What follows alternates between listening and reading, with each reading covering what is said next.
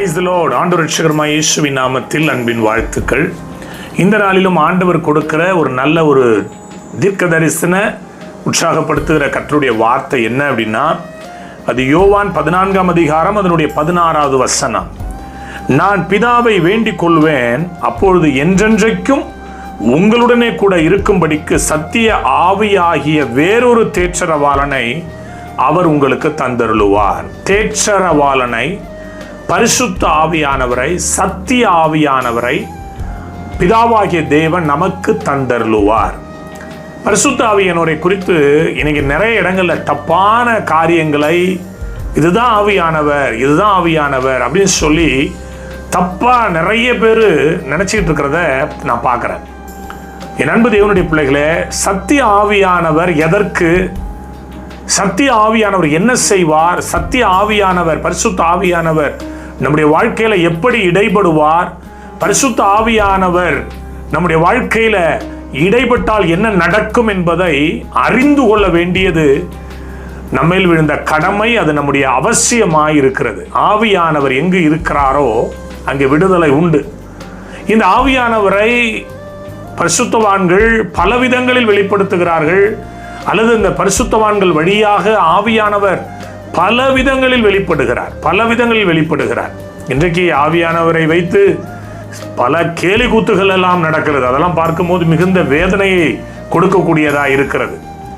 சிலர் ஆவியானவரை மறுதலிக்கிறாங்க, அவருடைய வல்லமையை மறுதலிக்கிறாங்க, அவருடைய பவரை மறுதலிக்கிறாங்க. இருக்கட்டும், இன்னைக்கு ஒரு 4 காரியம் நான் சொல்றேன். ஆவியானவர் எப்படி நம்முடைய வாழ்க்கையில் இடைபடுகிறார், பரிசுத்த ஆவியானவர் அப்போஸ்தலருடைய காலங்களில் எப்படி இடைப்பட்டார். முதலாவது அப்போஸ்தலர் 13ஆம் அதிகாரம் 2ஆம் வசனத்தினுடைய பிற்பகுதியை படிச்சீங்க அப்படின்னா, ஆவியானவர் அவர்களை பிரித்து விடும்படி அவர்களோடு கூட இடைபடுகிறார், அவர்களோடு கூட பேசுகிறார்.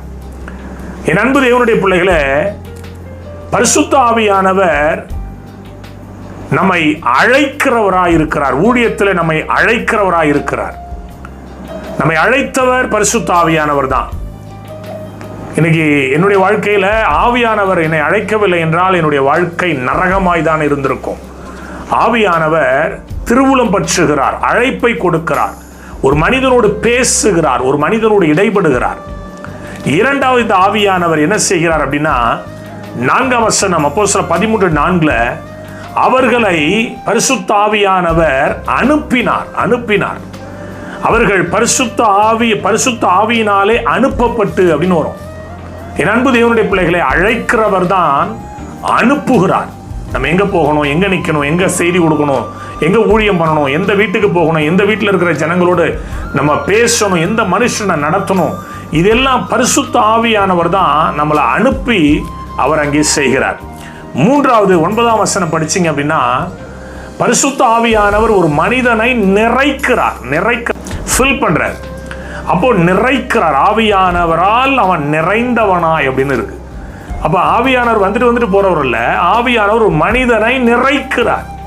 முதலாவது நம்மை பிரித்து விடும்படி பேசுகிறார், இரண்டாவது அனுப்புகிறார், மூன்றாவது அந்த மனுஷனை நிறைக்கிறார். நான்காவது பார்த்தோம் அப்படின்னா 27-28 ஊழியங்களுக்காக, அப்போஸ்தலர் 27-28 ஊழியங்களுக்காக அவர்களை நியமிக்கிறார். நல்லா கவனிங்க, அழைக்கிறவர் அனுப்புகிறார், அனுப்புகிறவர் நிறைக்கிறவர் ஊழியங்களில் அவர்களை நியமிக்கிறார்.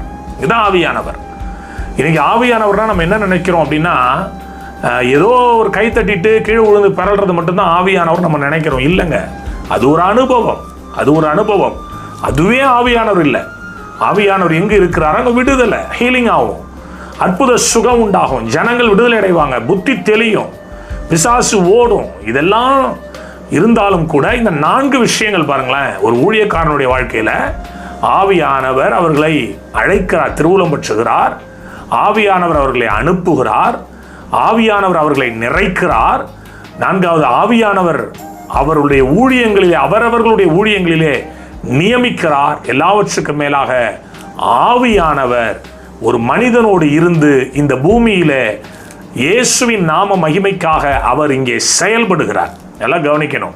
அப்போ ஆவியானவர் என்பவர் நம்மளை அழைக்கணும், அனுப்பணும், நிறைக்கணும், நியமிக்கணும், நம்முடைய ஊழியங்களிலே வெளிப்படணும். அவர் தான் ஆவியானவர். ஆவியானவர் என்பது ஏதோ கையை தட்டி உழுந்து பெறல்றது மட்டும் கிடையாது. அதனால என் அன்பு தேவனுடைய பிள்ளைகளை, இந்த ஆவியானவருக்கு இடம் கொடுங்க. அந்த ஆவியானவர் போதிப்பார், அந்த ஆவியானவர் பேசுவார், அந்த ஆவியானவர் நம்மளோடு கூட இருப்பார். அந்த சத்திய ஆவியை நம்ம எப்பயும் துக்கப்படுத்தாமல், அந்த சத்திய ஆவியை எப்பயும் நம்ம காயப்படுத்தாமல், அந்த சத்திய ஆவிக்கு மரியாதை கொடுத்து கனப்படுத்துவோம். அந்த ஆவியில நிறைந்து ஊழியங்களை செய்வோம். ஆவியினால எழுப்புதலை நாம் பார்ப்போம். கர்த்தருடைய நாமத்தை மகிமைப்படுத்துவோம். கர்த்தர் தாமே உங்களை ஆசீர்வதிப்பாராக. God bless you all.